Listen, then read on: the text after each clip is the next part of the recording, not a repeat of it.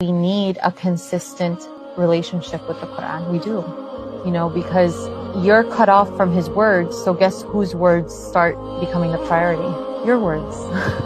You cut yourself off from Allah's words, other people's words, your words, the words of the creation, the words of the world, the words of society start to become your priority.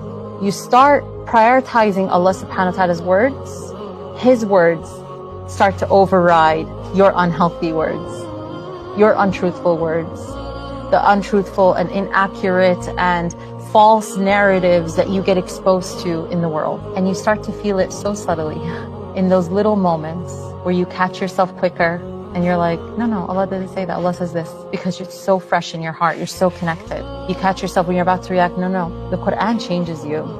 It changes your mind, it changes your thoughts, it changes the way you think, it changes your emotions, your reactions.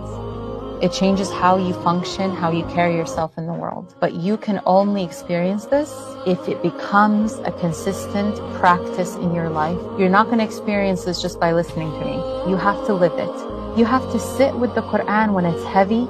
Let's say you've neglected it for a while and you start and it's so heavy. And you close the Quran and you feel like, I still feel heavy. That's okay. You go again. You start again. You read it again. It's still heavy. You go again. You read it again. Okay, I felt a little shift.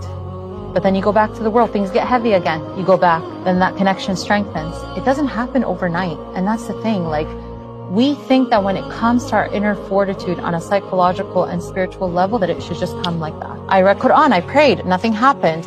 You don't apply that to anything else you're building in life. Whether it's your physical strength, your physical fitness, your physical health, your relationships, nothing happens overnight. Why give up on the most important thing you need to survive, to be strengthened, to be awakened, to be nourished? Why give up? And it's not a coincidence that Shaitan will get you to give up on that and not anything else.